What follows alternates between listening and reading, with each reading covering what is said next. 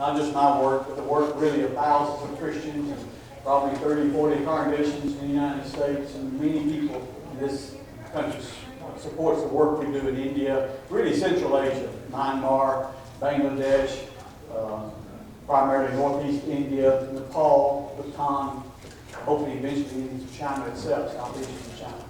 But so glad to be able to present to you. Hopefully you can hear me. My voice is not the loudest voice. I hope you can hear the presentation. I have many slides, so I won't spend much time talking, but again, thank you for being here. I've been involved in India full-time as a full-time missionary for 8 years, involved in India for the last 12 years. And before that, I was preaching the gospel in Church Christ for about 10 years in Valdosta, Georgia, several places, Rocky Mount, North Carolina, up in Illinois, but primarily in the Tennessee area. What brought me to Knoxville, Tennessee years ago was to be principal of Knoxville Christian Students. I was the principal there for a number of years. Back in 95 and 98, somewhere there, I was the principal there. I also preached at Harriman. I was the principal of the student. So very, very glad to be with you. But I work primarily in India, and I can show you a slide. We'll move quickly through here. But when you think about the work in India, you have to think people. You have to think many, many people. And someone says, well, you work in the country of India, but there are many countries in the world, and this country and that country. We support many countries in Central America, South America, around the world. But in India, you think 1.3 billion people. And they live on a landmass 1/3 the size of the United States. And that gives you the idea of the congestion, the population problems of a country that's 1/3 our country, but 3 times the population of our country. It is the youngest population on earth.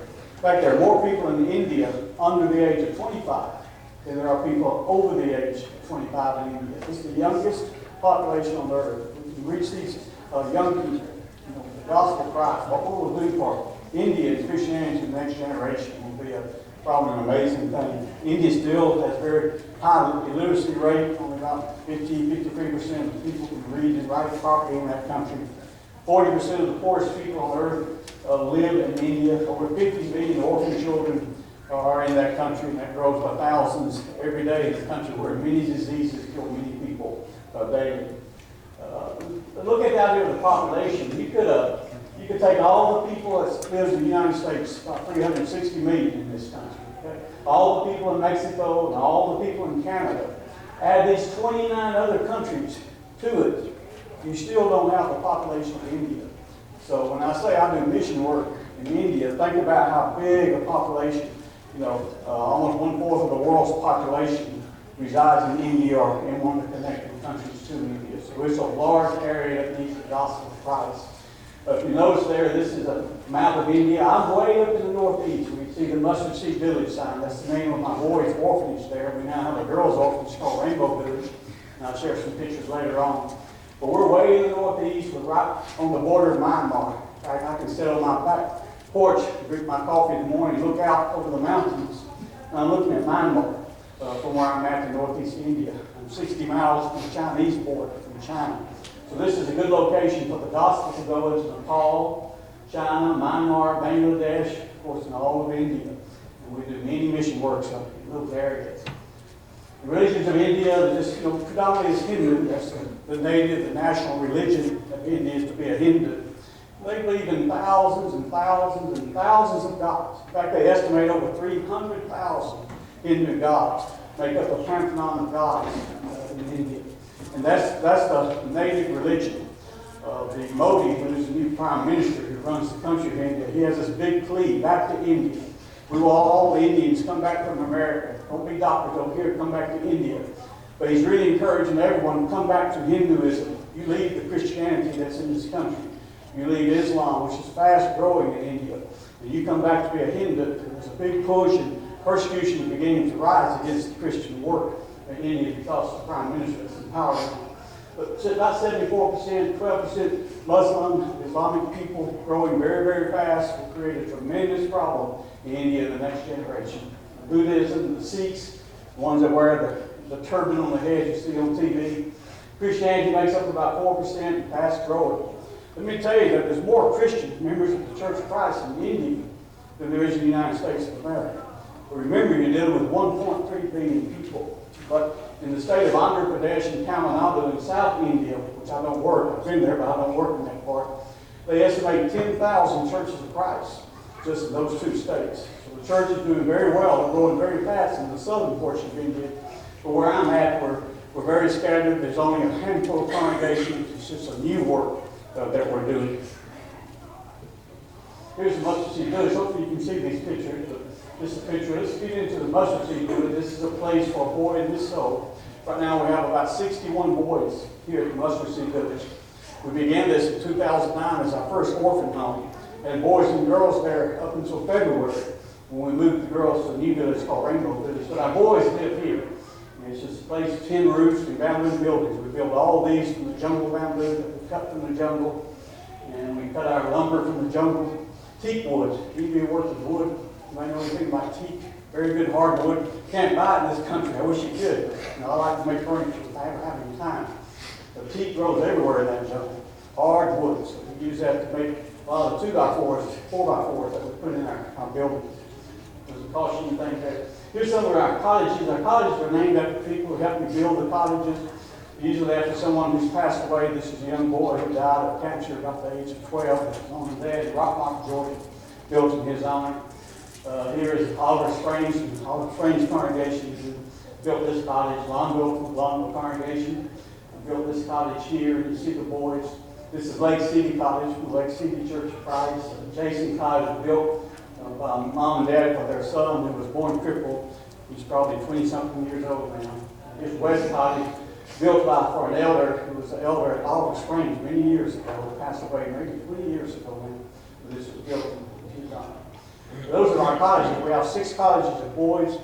And we have other administration buildings. We have a preaching school there. I have a medical clinic. I treat many patients that come into the clinic and so forth. This is one of our new boys. I just found him. I can't think of his name. I don't know all their names yet, but he's crippled. Born crippled. I found him in the village. His mother's passed away, but his father's living, and he gave me this boy. I believe this boy can walk. I hope that one day we can raise the money to have surgery done. This young man might be able to walk.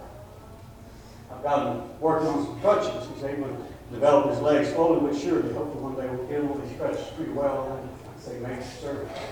And here he is. He can move very quickly on all fours. That's all he's ever done is crawl on all fours. When I found him in the jungle village, he can move very quickly, but looks very sad. And I think, with the right care, right doctor, right surgery, we can make him walk. We begin our day at Mustard Seed Village with exercise at 5:30 in the morning. All the boys and girls fall out for 30 minutes of hard calisthenics, and we run very much. So we are in very good shape. The children, they eat well, they exercise well. We have our own private school, the Gospel English Medium School, the Christian school that we have that our children go to. And the other 4 children we bring out into the school. Here they are doing their exercise in the morning. See the little exercise uniform that I sent over. And I'm thinking that, which one? South Clinton? Oh, Skytook congregation, Oklahoma. I think is t-shirt the same for the children to wear. After we have exercise and make up their beds and get dressed for school, then they come for their food in the morning. We have 2 big meals a day, and it's usually rice. It's all they want is rice. How many of you like rice? Some of you do. I hate rice. So I'm in the wrong country. But I eat a little bit when I have to. I try to eat just some vegetables and so forth. But they get much rice in the morning and much rice in the evening, a small snack in the day. Right now, at Mustard Village, I use I buy 55 kg bags of rice a month. It's a lot of rice for these children. And then we grow our own vegetables to a large extent. In our gardens, we have some extensive gardens at Rainbow and even here. So we grow a lot of our own vegetables. We have a lot of fruit trees. It's beginning to bear fruit for our children. So we're trying to become self-sufficient. It's a Sunday morning Bible class going on there. They'll be doing that. In fact, this Sunday's over. It's about 8 o'clock Sunday night. Here, I have some free time there at my house. I have a cottage there that I live in. But when I'm there, which is 6-7 months a year, I'm in this area. And there's boys coming over and watching a movie on this Apple computer right here. Here's our Theophilus Indian School. We just got new uniforms. The little boys have the new uniforms on that we wear to our school. We're a CBSE school. That means we're certified by the government of India. In fact, that's the highest certification you get in India. So our kids will get a diploma that means something when they go through our school. And they begin with 1 hour of Bible instruction every day, and they move through the academic subjects. Right now we go to class 8 or 8th grade. Beginning next year we'll add 9th grade, 10th grade. 10th grade is pretty well complete. We would call that high school completion in class 10. But in class 11 and class 12 is more like what we would call a junior college. Our children are so far behind. When I get these orphan children, destitute children, they've never been to school. I may get someone who's 15 years old who cannot read or write. And so we have to begin a 15-year-old in class 1 on kindergarten. You go into my class 1 class, you'll see big kids sitting in first grade. They have to learn, and then we move them up as they're able to progress through the system. Here's our school. It's a simple school built out of bamboo, and our property. I hope to build a senior school. In fact, I have to meet my board certifications in the next 3 years. Right now we're meeting in a bamboo structure that I built for students a few years back. We have good teachers. All of our teachers are certified teachers. All of our Hindus will be able to convert to Christianity anytime. One we have converted is now our school principal. So you just see the school and simple things that we have there, but they learn well. They work very hard to try to overcome their lack of education. They very much want good educations. So you study. Here's a Saturday reading program. They're all involved in reading books that we send over by the cratefuls. I have 20 large crates sitting in Calcutta right now full of books and clothing for these children that I hope to get released one of these days and take to the village.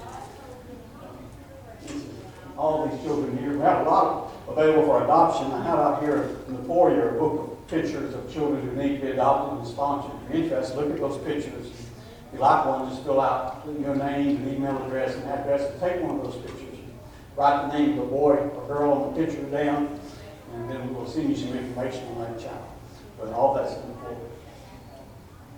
This is our English meetings we pointed out. These boys are being punished. You know, we used to get punished many different ways when I was in school. Most time it was with a paddle. You know, back when I was at KCS, I brought the paddle back with me to that school, and it made a difference for a while. And these boys are made to stand outside and on their knees, and they just have to sit there and hold their ears. I don't see how that being much punishment. They don't like it. It's very embarrassing to them to do that. They may be out there, everybody's walking by for 30 minutes or even an hour they may be out there. So that's Midtoon and Varshan and Sulafy. I don't know what their trouble was. But now they're immortalized in my PowerPoint. We just had to buy a new school bus for the children because we moved the girls to Rainbow Village back in February. That's 20 miles away from Mustard Village. So I have to bring the girls back here to go to school. And so I think New York Avenue purchased this bus to bring these children. For the first 2 weeks, I was a bus driver. In India, you drive on the opposite side of the road, steering wheels on the opposite side of the vehicle, the rules. There's no driving rules in India. The bravest drive the fastest. Anyway, I had to drive for 2 weeks. The Lord helped me get through it, so I could find a bus driver. So here we are. Here we are plowing our fields, getting ready to plant rice. We grow a good bit of our rice there at the Mustard Seed Village. And I have a tiller that we just bought. And it's got the seed on this tiller. I wish I had one of those here in the U.S. I garden when I'm here if I have time. I use the old-fashioned, just walk around with. That's a riding tiller. We have blind children. We have a blind part of our school. I'm trying to get more and more handicapped children, whether it be deaf, blind, crippled, so we can reach out to these many, many children like that. So here's the blind washing the blind. I know the blind shouldn't lead the blind, according to the Bible. They both fall into the ditch. But the little girl there, Angelique, my oldest blind child, I've had maybe 4 years now. And this is the newest little boy I just found. His name is Jitapon. She's helping him to bathe and so forth, teaching him good cleaning techniques. Very, very good. Here's some coming over. This is my wife and a couple of others from Oklahoma, Jennifer, and her son Taylor, Kathy. They all came over in February. Cindy comes once a year, sometimes more, to work with me over there. And they come to a ladies' day, the BBS, and so forth. So here I am picking them up at the airport. This is in February. Cindy's working with Jasvita, who's my blind teacher. She's learning Braille. We have to teach them Braille, reading, writing Braille. I'm trying to find a Braille typewriter to go out and get one of those. Also, the law have a Braille New Testament. have something she could read the New Testament. Here we are on the Ladies' Day speaking. This is our second Ladies' Day we had this year. Very good. We had over 100 and something people, Hindu women coming from the villages. This was very successful. Have government officials now who come and visit, which is a good thing. I'm a non-profit institution in India in order to get my work done over there. And the government people will come. They love the children. They bring the gifts. I can see in that box and spend time with our children. That just helps me a lot. And the government likes my work. Keeps me from having any problems. Here's the Army. The Army comes quite often. Where I live, work in Mustard Village, Northeast Indians in rebellion against India. There's 24 terrorist organizations, including Al-Qaeda, that operates in this area. And so they very much are fighting for independence from India. So the Army's everywhere. Bases are everywhere. And but they work closely with me. The Army's always there. And they want to come and be with the boys and feed the boys and show them movies. Just about 2 months ago, they were showing them Pearl Harbor. You know, I've never watched Pearl Harbor. It's too long. I can't sit in front of TV that long. But they're very helpful. It's a good role model for the boys, see these military people. Because all these young men want to be soldiers in the Indian Army, I'm sure. Here they are taking a break. This is a muddy creek behind my house, but it's so hot in India. You can't imagine the temperature. This time of year is just moving into heavy monsoon rains where it rains very heavily all the time. But that gives you a little break from the heat. Between the heat, it's super hot. It's 110, 112. I mean, on a daily basis. Our school, we move them outside because we have tin roofs. It's so hot, you cannot teach in that tin roof building. It's just impossible. Anyway, the boys taking a break there. When they get out, they have many leeches on their bodies. They have to pour those leeches off. Anything. So, I go vegetarian in India. Here's why. We go to the meat market. This is our meat market. See how they cut the pig up just like that. And I think that's a big duck on the bottom. That's a goat hanging up there. So I eat very little meat. Some chicken, I'll eat. If you don't like meat, you can eat bugs. Okay? Bugs is a delicacy in Northeast India. Among the least attractive sicknesses, once a year, that bugs come in the river and they get on the rocks. Now, on a certain time of year, you can turn those rocks over and collect these bugs, and then you just fry them up in mustard oil. I use mustard oil, and they eat them. This bowl was set before you, but I didn't eat a single one of them. I said what Peter said, Lord, I'll never eat anything common or unclean. But they love it. They think it's just good, crunchy dinner. You know, like that, these women behind my cottage, how much they do, they're digging up these grub worms, I call them. And they love to fry these worms up. So again, not me. Here are some of our children in the streets and baptized some of these young men who are aged 13 to 16 into Christ. Our children, they're immersed in the Bible every day. They have devotionals every night, very much involved in our worship. And all we do is around Jesus Christ. It doesn't take them long to be with us. They begin to study, and question, and desire to become a Christian. So if we stay with them a long time, we bring them into Christ. And that's what we're trying to do. Medical missions, just so much we do in medical work. This is something that came on to me by surprise, really, that I just started getting involved. And then it developed into a big part of my work with medical missions in India. We do much of relief work, disaster response work, medical clinics, training women how to have safe pregnancies and childbirth, things of that. Here's Nepal, just come back from Nepal. I'm sure you're aware of the big earthquake that struck here, really 2.0, that affected Nepal, Bhutan, India, and China, including, of course, Mount Everest. Many died there on Mount Everest in the earthquake. We respond to any natural disaster. I've responded to the earthquake in Bhutan, many floods in India. Every year, massive floods kill thousands. And tsunami in 2004 that killed 225,000 Indians in the tsunami of 2004. But this earthquake was very, very bad. Run through these pictures of, see, I'll try to go through some of them pretty quick. There are some dead bodies here. But, here I'm meeting with we would call a senator in Kathmandu, working out the logistics of how we would go into the mountains where people are getting no help from the government. Because there's no way you can get there but backpack. The helicopters can't land. Troops are not able to go. They must stay in Kathmandu. And so we're working on details of how to get into some of the mountain villages. You can see construction. Here we are beginning our walk. There's no roads. Most of the roads have been destroyed. But up here, we really just walk the river. This is before the monsoon rains really get started. This is probably 6 weeks ago now. So you can walk the riverbed miles and miles. We're walking all the way through this riverbed to reach these high mountains where we plan to go. And I'm taking a picture from a mountain that's just about outside the mountain you see there, but I want you to see the terrace farming, what they do there. And this is red rice planted, called dry rice. Most rice needs to be planted in water. There's a red rice, that's a dry rice. They plant on the side of the mountains. We're heading up the mountain, much higher than this mountain for us good. When the earthquake was through, it wiped out this town. Thank God put that tree there for me. I didn't know whether I was going to make that climb. I'm getting a little bit older now to climb these high mountains. But anyway, we got through it. Here's some of the disaster is hard to explain as you see it and smell it.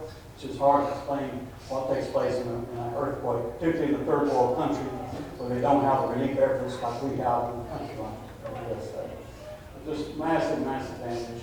You see, as we walk through this area of destruction, bodies are still there. This is probably 8 days after the event, and I'm there. Okay? Most bodies have not been removed. A lot of reasons why. Some of it's religious reason. If you're a Hindu, you have to have an elder or older son, to take care of your body, make sure it moves and keep the cycle that you come to live another life. They have a very much way how that's done. So a lot of boys are going to lay there until someone who claims that body is buried.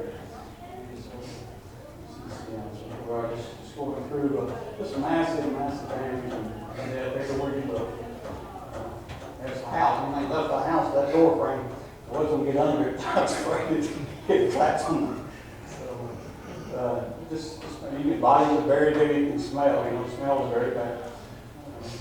Here's a man who's cut in half. He just couldn't get out in time. So half of was outside the building. It's finished. Just massive damage.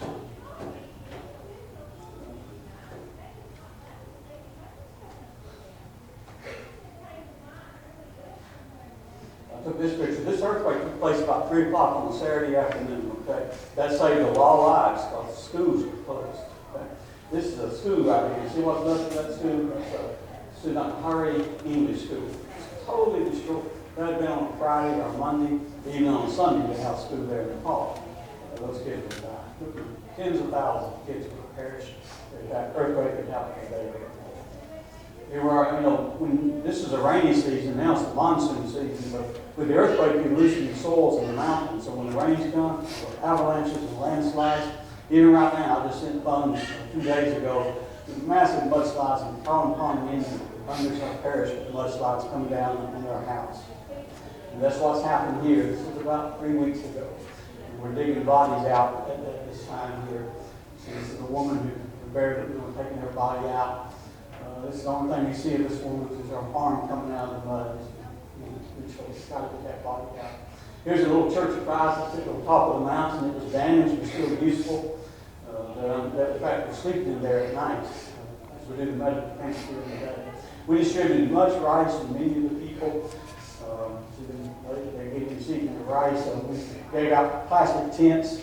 We call them tents, but just huge pieces of plastic where they can make a temporary living. As the rains are coming, the rains are there, until they can able maybe one day rebuild it again. You can see them being used, how they set things up. We were able to give out, we came up with this idea of coupons. All these people have lost their money, they've lost everything. We give them this coupon where they can go to a store. It's about an hour walk, maybe a 2-hour walk down the mountain to a small town. Then go there and they get rice, a dal, mustard, cooking oil, salt, some of the things that we paid for in advance for every family in that village, one coupon per family. So we've given them out before we start the medical clinic and so forth. Here we are getting ready to start our medical clinic, and you see the free coupon there. We do lots of medical missions. It opens the door. The Bible says we should be good to all men, especially those of the household of faith. But when we go into a small village or we go somewhere where people are sick with malaria, dengue, or typhoid, or whatever's going on, we go in and help. It opens doors. People listen to us talking about Jesus, about Christ. And wherever we go to the medical, we also go preaching. When I'm in treating the patients, I have preachers outside talking, preaching to the groups and to the crowds as they wait to come into the clinics. So here you see the clinics. The picture's sort of dark there. In the clinics, you see lots of children, of course. You see all kinds of stuff. You never know what's coming through the door. Here I'm just training these children. This is one of my patients. Patients are a very bad patient. There's a monkey there. Kept running in my clinic, and I had one jar of candy. I always give child piece of candy found. That Mikey knew where that candy was. He'd run in there real quick, like out, he'd reach in and get the handful and take off out the window. So finally they were able to put him on a rope there, tie him up outside. Then I told him I was going to give him an injection. I was afraid he might get a hold of some bad medicine and it would kill him. This many treatments going on with child with severe ear infections. Newborn baby here taken care of. Newborn baby on the right. This little girl I found in the flood zone. It's been a number of years ago now. Her name was Supermoon. Her mother died, and grandmother didn't want her, so grandmother put kerosene on her and set her afire. It happens all the time in India. And about burned her, almost burned her to death. An ant heard her screaming and ran in there and put the fire out. And of course, they're not punished. Grandmother's not punished for doing that. I know right now 3 women in the hospital, one burnt by her mother-in-law, because the mother-in-law didn't like it, one burnt by her husband, one burnt by herself, because her husband was going to divorce her. All 3 of them set themselves on fire with kerosene. 2 of them are dead, another one will not be a long time. But anyway, she was brought to me in the flood zone. Her ears are burned off, her lips are burned, her nose are burned, closed together. Her arms are all tied together, she can't move them. Her chest is completely burned off. And so I asked her to give them to me. They gave her to me, and I took her to me with me. And you can see how bad she's burned. She's just burned everywhere. See on the right side of her head, there's no ear there, it's just burned off. And I've done probably 5 surgeries on Supermoon over the last 3 or 4 years. And she lives with me at Rainbow Village. And here she is having different surgery treatments and so forth. And just had a recent one done on her lips to try to bring them back to sort of normal. She's just a sweet child now. She's becoming a teenager. Here she is when I first took her to Mustard Seed Village. And now she's almost as tall as I am. We treat a lot of people in flood zones. This is a flood area in Bihar that I'm working with. Children suffer the most in these flood zones. These children here, the relief camps, this was set up by UNICEF, and I worked with a gynecologist there. I think we delivered like 40 babies in 3 days. It's exhausting work. But here we are feeding the people that's gathered in one of the camps. This man came into my clinic at Mustard Seed Village, and he was bit by a leech. Leeches are part of India. I'm always getting leeches off me in India. But he had a reaction to this leech, because he also tried to use jungle medicine, which they use over there. But some jungle medicine is good, some jungle medicine will kill you. I had one of my students that was killed by jungle medicine, one of my preaching students about a year ago. Anyway, leech got him. You see what that leech is doing to his leg? It's just destroying it. And he came to my clinic. I'm debriefing it, removing the dead skin, and treating it. Hopefully it will live. These are boys in the clinic. This one here is full of worms, a big fat boy. You see many worms in India. We worm our children all the time. I don't know if you remember growing up, called spring cleaning years ago. Part of spring cleaning was worming. They give you cod liver oil, worming. We used to do this kind. A lot of people in America have worms. They don't know they have. Skin worms, all kinds of worms. Probably 20, 30 different worms in intestinal tracts. We're going right for just a terrible eye infection. This woman was burned. She's kerosene burned woman. You see how she burned? Her hands are grown to her shoulders. She was so much pain. That's how they live, because they have no medical treatment, no pain medicine. And she's brought to me maybe a year after she was burned. You see how terrible. Her breast is completely burned off. She's a married woman with 2 children in all. So I do several surgeries on her. And she's doing much better. And her arms are freed up. She can move her neck, things like that. Here's a man with leprosy. Leprosy is a big problem in India. I have leprosy. Probably come to my medical clinic at least once a month. I have a leper to show up. Leprosy is contagious. It's Hansen's disease. And we're clean, so the chance of us getting leprosy is very, very slight. I don't like to walk on the same floor as the leper walk on. He's in my cottage right now. But this man has since passed away from his leprosy. This is a skin infection. We have a Gene Field. This is a woman that was a member of the church at Crossville, Main Street Church of Christ in Crossville, Tennessee. And she passed away. Money was given to me to start the Gene Field Women's School, where they come to study the Bible 2 years. At the same time, I'm training them to be health workers. I train them in how to deliver babies, train them in first aid, train them in how to have clean water, sanitation of the village, all kinds of things they learn that makes them useful to their village and to their husbands. They're receiving training there when we give them their equipment, train how to do blood pressure, all the things they'll need to be able to do to deliver a healthy baby. They're receiving a certificate, a diploma when they graduate, and so forth. Here I'm doing a midwife training in a village where we have birthing kits. I've just had thousands made for Churches of Christ here in the U.S. It's a simple kit of 4 square foot clean surgical plastic. The woman lays on to have her baby just laid out and have her lay down.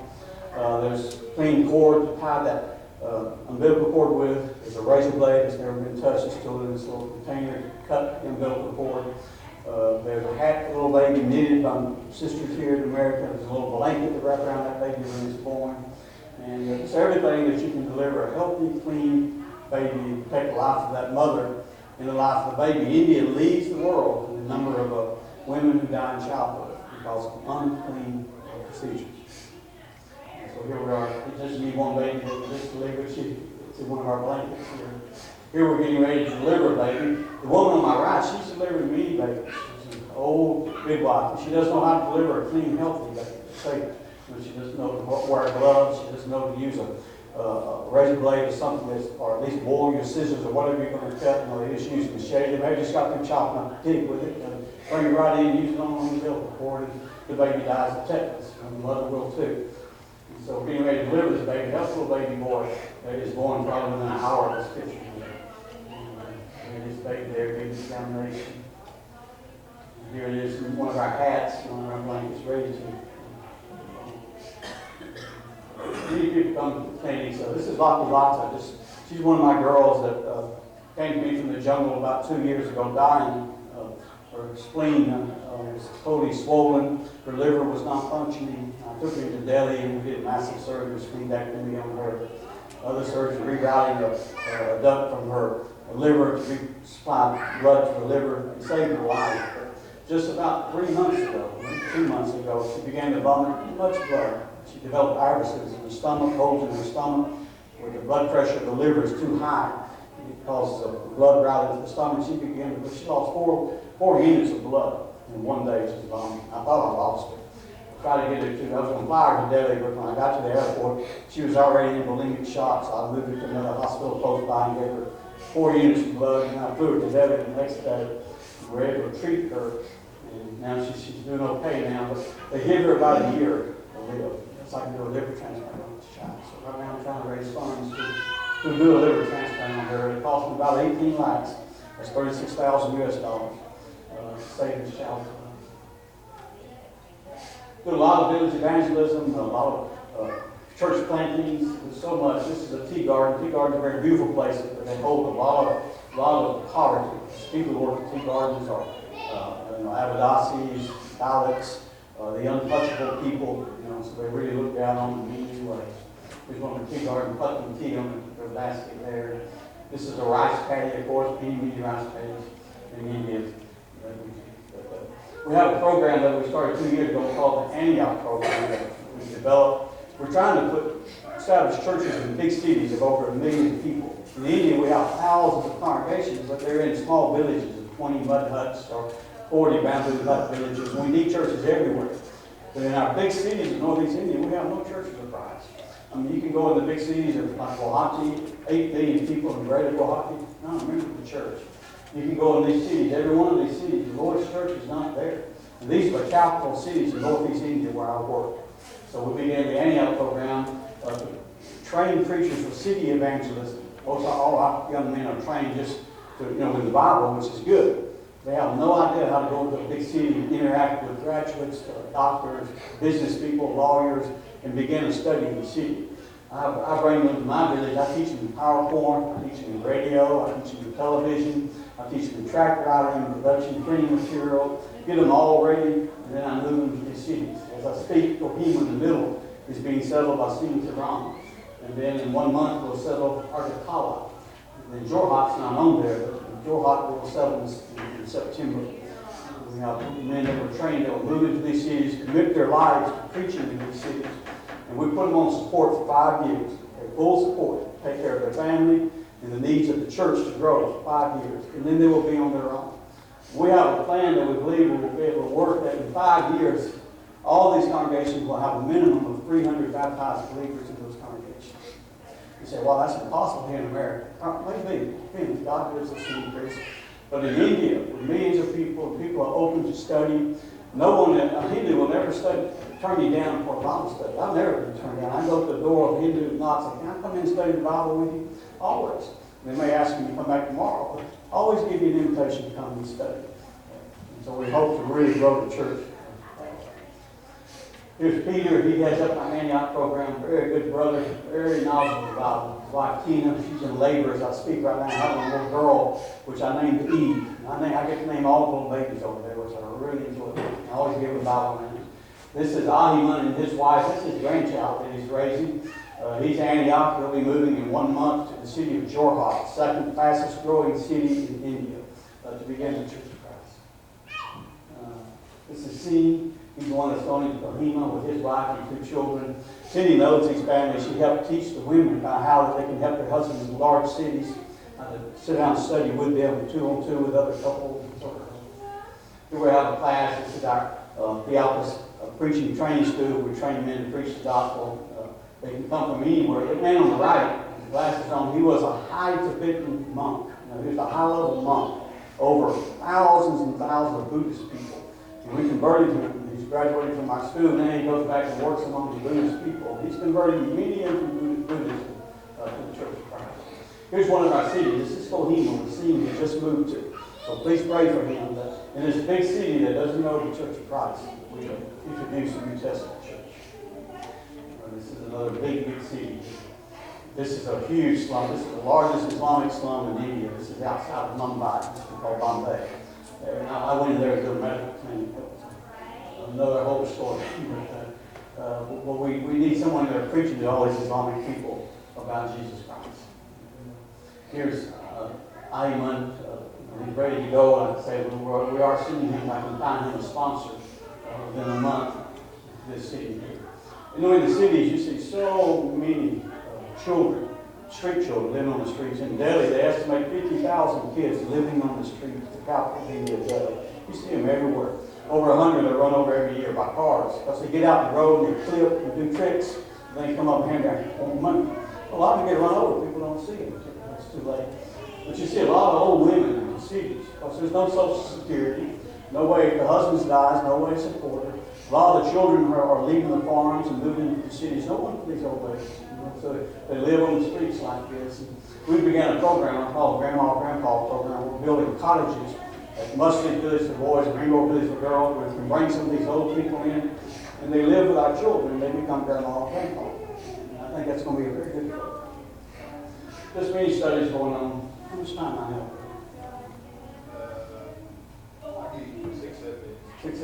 67 minutes, I heard. Yeah, 67. Okay. Here we're out in the jungle studying. We go to many villages, do clinics. I always study on someone's front porch there. We're sleeping on that porch at night, but we're doing a Bible study. We made these tracks, you see. We have our computers. As long as we have some power, we can use PowerPoint productions and many things for a video Bible school. There's lots of things available on the net to help us in India. We're baptizing. This is at Mustard Village. These are all our children. We're baptizing 7 of our boys. Here they are. This is 7 others that we baptized. I baptized these. These were Hindus from the local village that we studied with. Here's another big study going on where we're doing the medical clinic. As they're waiting to come in to see me in the clinic, and we study with them. Quite often, many are baptized when we begin the church.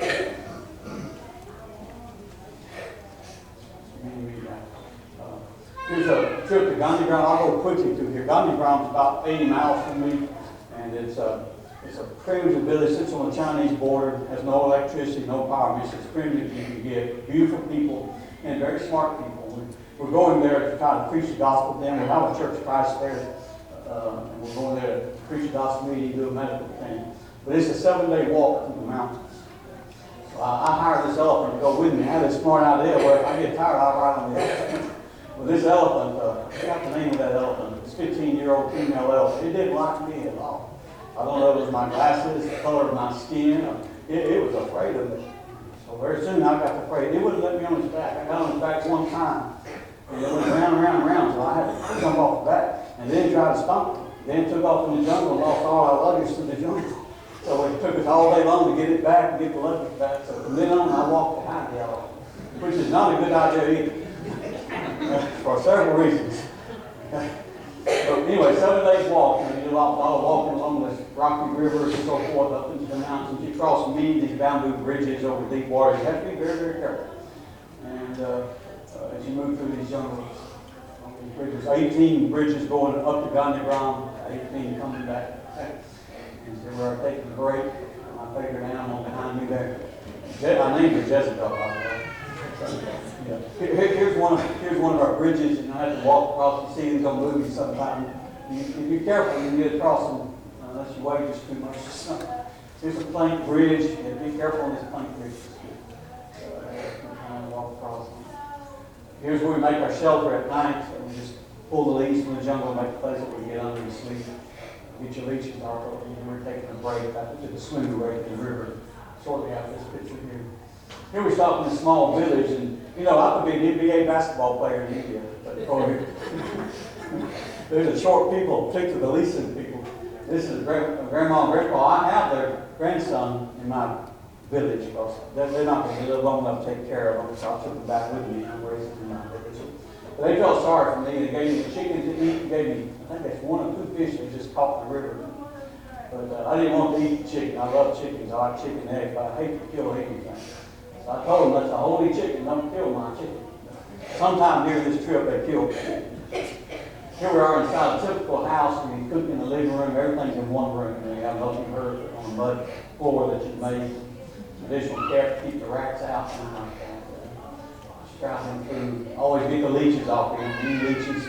They're not dangerous as long as unless they get to a place on your body you don't want them to get to. They become very dangerous. Or they get into your skin and burrow over it. It causes infection. So just pull them off. Here's a man in the jungle. He's selling dry rats to eat. You like a dry rat? I didn't buy that rat. But he's holding that rat just as stiff as a board and dried out. You just put them in the water and boil them and put the rice in there with them. But surely you get the hair off them. I have no idea. I'm not going to eat the rat. We did kill a monkey. We were followed by monkeys always, but we didn't eat monkeys. It wasn't too bad. Black monkeys, about this tall, they screamed at us through the jungle. They just come 40, 50 in a tree just screaming at us. They didn't try to hurt us, they just didn't like us. They just kept screaming at us. It's just walking through the jungle. It takes a while to get there. And eventually move up to high elevation. When we get to about 10,000 feet, we're getting close to Gandhi. It's a long walk. I'll be doing that again this coming October. And here we are having services in the church in Gandhi. And I'm preaching and did the medical thing there. Preached on Sunday morning. There's a contribution. They have no money there. No need for money. It's a barter economy. Don't need to have any money in your pocket. You just, trade corn for chicken, eggs, or whatever. It's a barter economy. But the preacher gets whatever they bring and puts on pulpit. Okay, so that's the preacher's food for the week. I know my time is up. Let me run through Rainbow Village for girls. That's one you're very interested. All these girls are part of Rainbow Village. These are different color groups we have them divided up in. You can see these children. Beautiful children. Many of these children are available for adoption. The last 6 months I was there, I picked up 28 New orphan children. This is twin Marys and Martha. I named them. In fact, when they were born, I think at 6 days, I gave them their name. They've been with me their whole life. Here's our new village that we built for girls. This is a big village. We have 100. We can put 100 girls in this village. We have about 60 right now. We grow our own maize and corn fields here. We're planting tea. We have 2 tea plantations we're growing. I believe in the future I can sell tea in the USA. With a picture of the girls, the boys in the tea bag, the story of our village. And that money will go into an escrow account that will take care of these orphans when I'm dead. Okay. So that's why we're planting this tea. Here we are growing. We grow many of our vegetables that we eat, pumpkins and ladyfingers. We call it coconut. We call it ladyfingers. Here's our bunk beds that we brought. I had made out from the jungle. Very nice, hard bunk beds. The girls have they sleep in. Everything's built out of wood there. That whole village. We're having devos at night. The older girls need devos. Here's our building. That's a big veranda porch that comes all the way around the building. It's a very nice place. We were preaching on Sunday morning. This is our dining hall. A couple of the girls had a second trick-or-treat this past year. They just love it. They never even heard of Halloween. We let them make their mask, and they go around to each of the cottages and get 2 pieces of candy. They do it 3 times. And I think the first time we did it 2 years ago, I don't know how many came to my clinic next day with belly aches. They're not used to a lot of school. Study time, everyone studies very much, try to get through our school. Our school is hard. We teach English medium, so they must learn English. So I'm out. Miss Alabama here, one of my precious little girls. That's me to one of our teachers. Miss Punch and Reading Braille. 11-year-olds. There's much going on. Teachers, some of the girls here. These are two of our blind children playing there by the river where we just baptized 7 of the girls. Here we are somewhere in town. This is Locky Locky right in front of me. She's one that used to live with I'm baptizing them. Here they are that were baptized, William Bolini, all the girls. The young man we baptized there, he was a bus driver I hired and to drive the bus for me, so now he's a Christian. Anyway, they want you to come over and play with them. I hope some of you will one day think about coming with me. Okay? Anything that you can do. I can answer any questions after service. Please. Thank you so much for letting me go over time.